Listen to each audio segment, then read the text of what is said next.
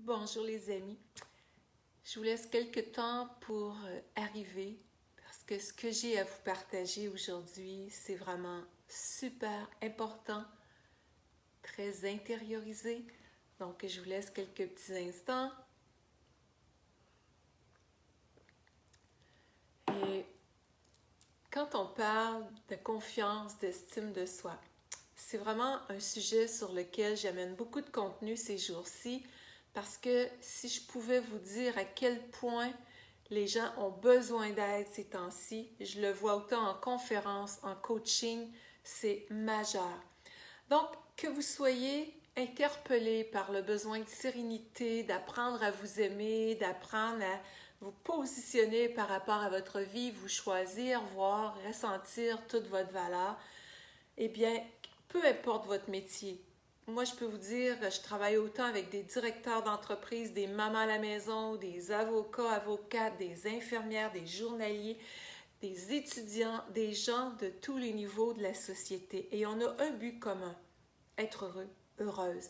Donc, ce que je vais vous parler aujourd'hui, ça va vous aider autant sur le plan personnel que professionnel en fonction de votre réalité. Pourquoi? Parce que si on manque de confiance en soi, si on manque d'estime, d'amour de soi, c'est tout le restant qui va être beaucoup plus ébranlé. On ne se sent pas des fois aligné suffisamment et c'est ça qu'on va aller explorer aujourd'hui ensemble. Donc, je vous amène quelques petites questions avant de vous donner des moyens concrets de pouvoir commencer à changer cet état d'esprit, cet état d'être pour optimiser encore plus la bienveillance envers soi, l'enthousiasme, la joie de vivre que ça peut créer quand on se retrouve dans un bon alignement intérieur et qu'on apprend à s'aimer davantage, se respecter et oser se choisir. Donc, je vous amène dans l'intériorité et merci de me mettre un petit pouce, un petit cœur qui me fait savoir que vous êtes là. Comme je vous dis à chaque fois aussi, c'est très apprécié de sentir votre présence. Ça rend la vidéo beaucoup plus visible aussi. Et puis, merci de commenter, bien entendu. J'aime toujours vous lire, c'est toujours très agréable.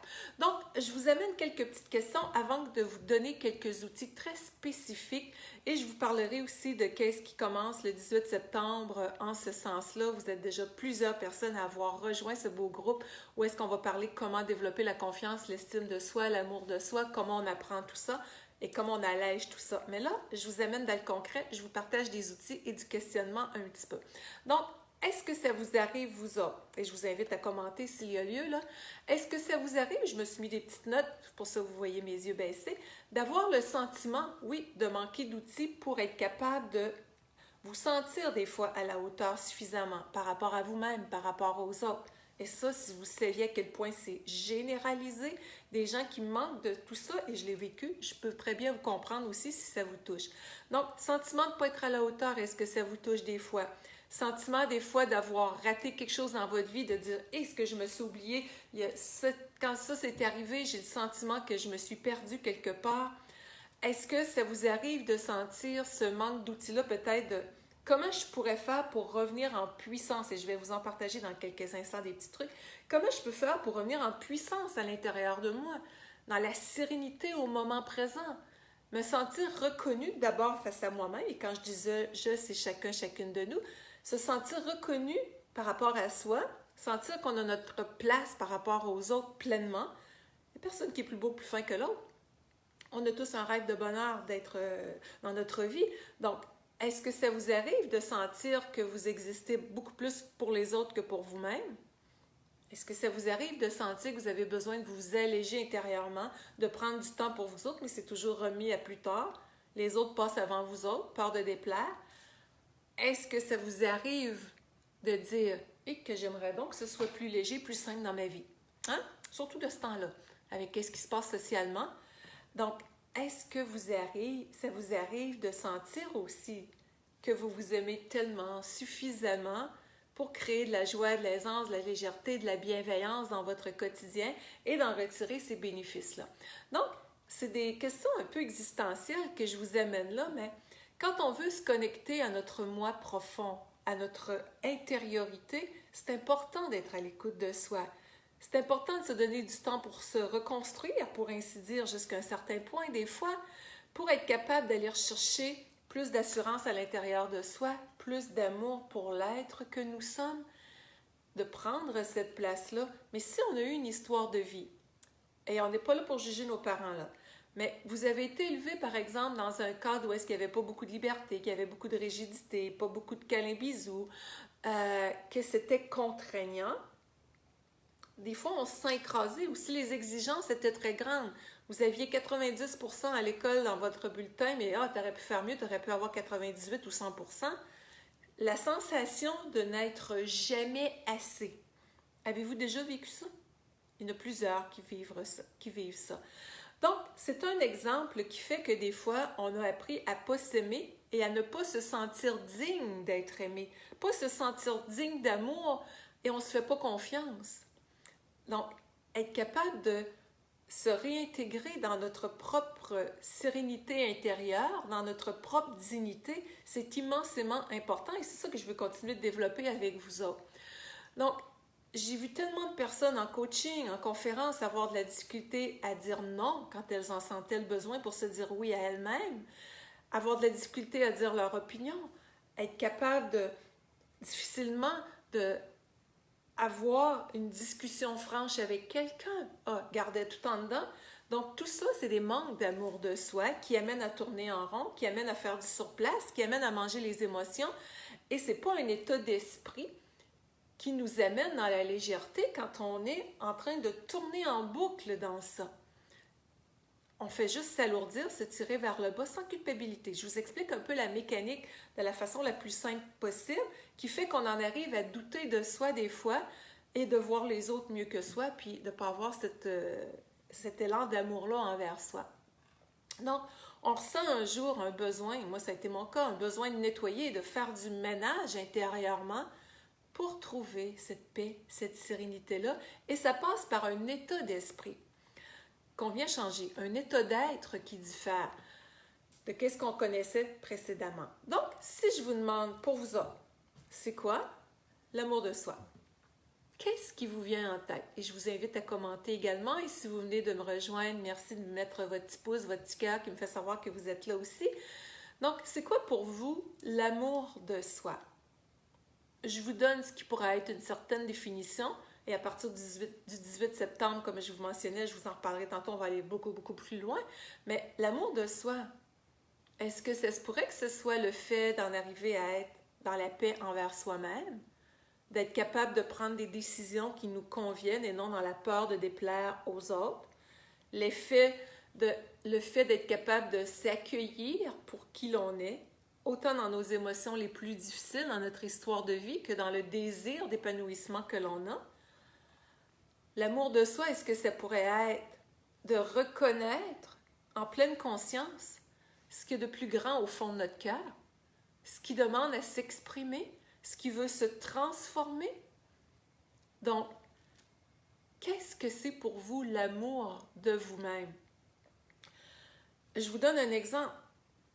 Vous aimez des gens autour de vous, votre conjointe, s'il y a lieu, vos enfants, vous les aimez tels qu'ils sont. Et j'aime pas le mot défaut, parce que c'est pas un mot qui fait partie de mon langage, mais nos enfants, si on dirait, OK, ben s'ils pouvaient être de telle façon, des fois, ce serait plus facile pour eux autres, mais c'est une caractéristique de personnalité. On les aime comme ils sont, nos enfants, nos proches. Et c'est quoi le parallèle qui va avec ça? Comment on s'aime aussi spontanément soi-même. Et l'amour de soi, c'est cet accueil indulgent, tendre, affectueux envers soi, comme on aurait envers un enfant, par exemple. Donc, quand on s'aime comme personne, quand on apprend à s'aimer individuellement pour qui l'on est, à se faire confiance dans ce processus-là, on va davantage vers ce qui est bon pour soi. On lâche prise sur ce qui nous entravait. On va de l'avant vers de nouvelles ressources et on prend la nouvelle décision qui est de se choisir une fois pour toutes plus que jamais. Et merci pour votre belle présence. J'apprécie, je vous ressens. Merci pour vos commentaires, que vous soyez d'Europe ou du Québec ou d'ailleurs. Je vous lis justement au passage. Ça me touche de vous savoir là. Merci infiniment et je vous invite à me mettre de quelle ville, quel pays vous êtes aussi. C'est toujours agréable. Il y en a qui ont commencé à le faire. Donc, S'accueillir et être en action avec bienveillance pour soi, pour se sentir mieux, c'est super important. Donc, si on se dit dans notre vie, est-ce que j'ai besoin d'avoir, par exemple, un accompagnement, une méthode pour accroître l'amour envers soi-même? Ben, je pense que tôt ou tard, on a tous passé par là. Moi, ça me l'a fait à un moment donné, j'ai dit, je suis plus capable. Je venais fondamentalement d'un milieu qui était très, très aimant, mais on a tous et toute notre personnalité. Moi, j'étais très timide, très introvertie. J'avais à peu près zéro confiance, estime de moi. Je me sentais vraiment pas à la hauteur des autres, toujours dans mon petit coin à l'école. Et c'était longtemps comme ça dans ma vie. Donc, si je n'avais pas pris ma vie en main à un moment donné et de dire, « Wow, je veux être aussi en harmonie que possible et je vais me donner les moyens et j'arrêterai aucunement de faire ce processus d'amour de moi et de plein épanouissement au fil du temps. Et je pense que c'est quelque chose qu'on n'arrête jamais dans notre vie. On a toujours à explorer des nouvelles facettes de notre être. Donc, manquer d'amour de soi, bien, on se met en panne de bien-être, de vitalité des fois, sans le vouloir. Et quand on rebâtit encore plus l'estime, l'amour, la confiance en soi, bien, c'est notre aspect personnel, amoureux, professionnel qui est beaucoup plus épanoui. C'est pour ça que je vous disais au début, peu importe notre costume professionnel. Et dans la formation du 18 septembre, qui commence samedi, sous ce thème-là, comment développer la confiance, l'amour de soi. Écoutez, je vous disais tantôt, je travaille avec des gens de tous les horizons professionnels et c'est le cas. J'ai autant des mamans à la maison, des gens dans le domaine juridique, financier, des gens dans le domaine de la relation d'aide. On est tous sur le même pied, peu importe notre costume professionnel. C'est juste des éléments pour se réaliser, ça. C'est pas ça qui fait qui on est. C'est pour ça que je le mentionne. On enlève ce costume-là. Qui je suis comme homme, comme femme au cœur de ma vie? Où est-ce que je m'oublie? Qu'est-ce que je veux être? Donc, quand on parle d'avoir en dedans de soi cette capacité-là d'accroître l'amour envers soi-même, bien, ça consiste aussi à s'occuper de cette partie-là qui est ce qu'on va appeler l'enfant intérieur ou notre vulnérabilité, peu importe comment vous l'appelez, mais ça symbolise tout ça. Notre histoire de vie, ce qu'on veut devenir, nos émotions, nos sentiments qui ont besoin d'être accueillis, d'être transformés pour avoir des nouveaux résultats de vie. Mais si on ne fait rien pour ça, ça reste tout pris dans notre intériorité, on implose à un moment donné. Moi, je vois des gens de ce temps-là qui disent « Je suis plus capable, j'ai besoin de me faire de la place en dedans pour avoir des nouveaux résultats de vie. » Et ça passe par cet accompagnement envers soi-même d'abord, de se tenir la main comme on la tiendra à un enfant. Donc, c'est un processus, tout ça. Et le manque d'amour envers soi-même, c'est souvent relié à qu'est-ce qui a pu nous manquer quand on était petit. Nos parents nous ont donné ce qu'ils pouvaient avec les ressources qu'ils avaient. Mais il est toujours temps de redevenir notre propre parent, comme on dirait, et se donner à soi ce qui a pu nous manquer. Mais si on attend que ça vienne de l'extérieur, on perd notre temps. Parce que si on n'est pas capable d'ouvrir puis être dans l'accueil du meilleur, on n'est pas dans la réceptivité. Et tout ça passe par se faire confiance, être dans l'estime de soi, s'aimer, s'ouvrir à soi-même. Donc, comment on peut en arriver à s'aimer soi-même davantage? À se donner autant d'amour qu'on a pu en donner aux autres, autant d'attention qu'on a donné aux autres, se plaire à soi-même, c'est super important, être capable de s'offrir le meilleur. Vous donneriez la lune, comme on dit bien souvent peut-être aux autres. Peut-être pas vous autres, mais il y en a qui ça arrive. Et si ça vous arrive, bien, vous allez vous reconnaître là-dedans. On donnerait la lune, pour prendre l'expression à bien des gens. Qu'est-ce qu'on se donne à soi? Qu'est-ce qu'on se donne à soi? Un petit bouquet de fleurs, des compliments, des douces attentions? Je vous lance un défi. Je vous ai dit, je voulais vous amener dans l'état d'esprit, l'état d'être pour commencer à mettre ça en action.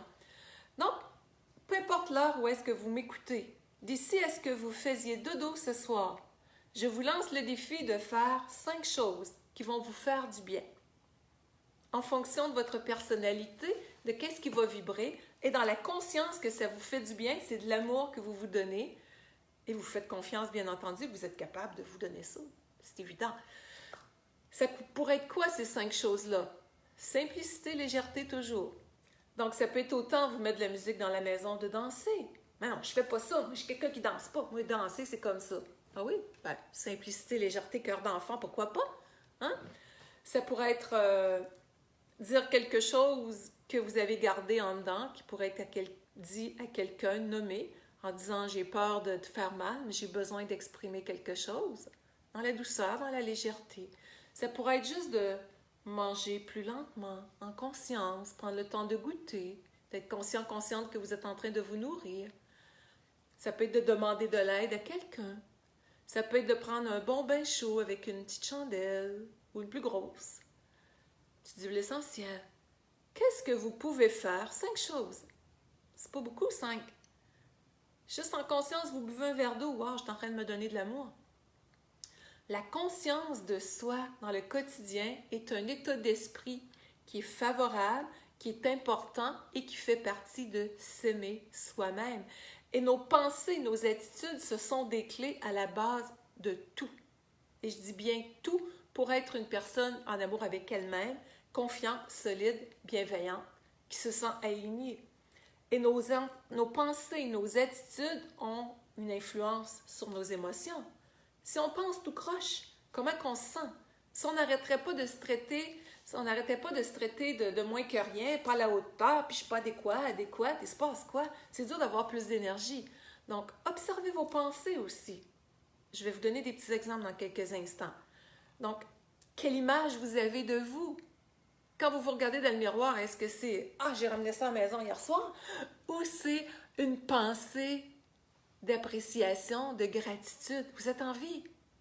Vous avez un potentiel inné d'émergence de votre lumière, pour ainsi dire.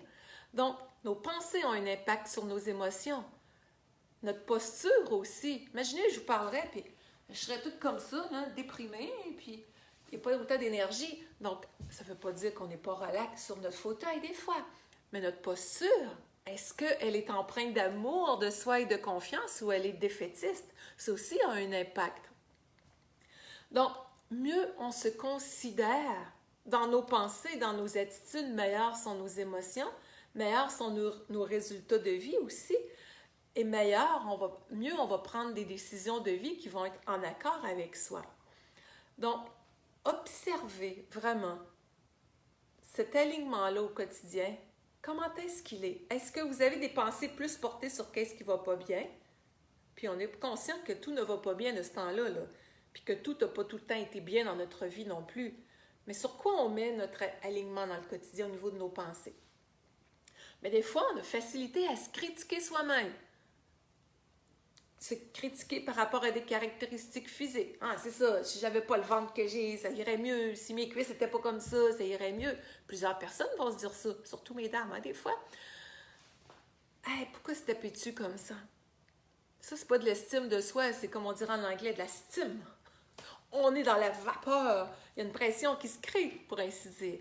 Donc, vous pourriez vous faire une liste de, sans vouloir déterrer tout ça, là, mais comment est-ce que je me dénigre des fois? Et quand je dis je, c'est chacun de nous. Être dans cette conscience-là, est-ce que ça m'arrive de ne pas m'aimer, puis même pas m'en rendre compte? Donc, juste pour en prendre conscience, quelques instants, là, vous pouvez vous donner un petit 15-20 minutes. Hey, je fais un exercice vraiment. Où est-ce que je réalise que je me dénie personnellement? Donc, ensuite, vous pourriez vous noter où est-ce que je me donne de l'amour? Où est-ce que je suis dans la confiance en moi? Que je reconnais la valeur de qu'est-ce que je suis. J'aime pas le mot valeur parce que ça a l'air monnayé, là, mais on se comprend. Donc, ça pourrait être autant votre joie de vivre qui est là, votre capacité à vous complimenter, vos talents en cuisine, vos talents en mécanique, que peu importe. Être capable de faire cette balance-là de où est-ce que je me situe par rapport à ma vie et qu'est-ce que je peux faire dans l'ici maintenant pour ajouter de la joie, de la légèreté, sentir que je me donne priorité. Mais des fois, on s'oublie, on se met de côté et on se parle sur un ton dur, même souvent soi-même. Et je vous fais un petit partage. Plus qu'on se laisse parler sur un ton bête, par exemple, on voit ça dans des relations affectives. Les gens vont se parler là, bien, bien raide. Moi, j'appelle pas ça de l'amour. L'amour est dans l'accueil. L'accueil de soi, l'accueil de l'autre. Et salut mes amis, hey, je vous lis là, je vois, ça vient de la Belgique, je vois Nicolas qui me parle de Tahiti, quand est-ce qu'on se voit mes chers amis? Euh, Ce serait agréable, je ferais ça, moi une conférence un petit peu partout dans ces beaux coins-là aussi. Et c'est ça aussi, je fais une petite parenthèse parce que je vous vois, avant que ça confine l'année dernière, je devais être en tournée en Europe, donc ce n'est que partie remise, c'est certain qu'on va se voir, puis peu importe où est-ce que vous êtes, de vous savoir là, toutes et tous, là, et quand je vous regarde, je veux vraiment que vous sentiez que je m'adresse à chacun, chacune de vous autres. Pour moi, c'est un privilège de pouvoir partager ensemble, réfléchir sur la vie et se tenir, s'unir dans une même voie qui est le désir d'être heureux et heureuse et d'essayer, pas essayer, le faire, d'être le moins dur possible envers soi. Et c'est tout ça, l'amour de soi et choisir ses rêves. Et je prends l'exemple parce que je viens de voir Nicolas à l'écran, c'est un couple d'amis, je suis amie avec cette famille-là, et sans raconter toute l'histoire personnelle, Nicolas et sa conjointe ont eu des grandes traversées à faire professionnellement, des grandes décisions. Et ils avaient un rêve qui était d'aller œuvrer justement dans un endroit si merveilleux qu'on appelle Tahiti. Et c'était une première idée qui était là à un moment donné. Ils sont allés faire une autre activité professionnelle. Il y a quelque chose qui s'est passé comme événement difficile qui les a amenés à aller dans cette traversée-là. Et qu'est-ce qu'ils ont fait? Ils ont été dans l'amour d'eux-mêmes à travers un moment où est-ce qu'ils ont eu des réflexions personnelles, professionnelles à prendre pour choisir d'aller dans cette voie-là où est-ce que l'écoute du cœur est toujours gagnante. Donc, si vous écoutez votre cœur aujourd'hui, quand on parle de confiance en soi, d'amour de soi, de respect de soi, est-ce que c'est fluide pour vous, sans culpabilité, ou vous sentez encore des fois que vous n'êtes pas à la hauteur, vous sentez, il y en a malheureusement qui vont se sentir moins que rien. Ils ont passé leur vie à se sentir comme ça, qui se sont battus pour prendre leur place, personnellement, professionnellement.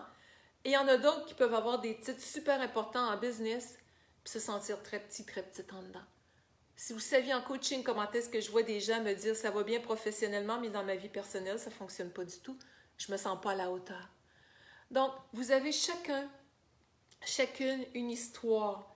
Et on a toutes et tous composé avec notre histoire au mieux. Mais il est toujours temps, comme on dirait, d'avoir une enfance heureuse. Il est toujours temps de s'accompagner soi-même et de se faire aider aux besoins pour émerger, apprendre à s'aimer pleinement, être dans cette sensation de confiance, d'estime, de respect de soi.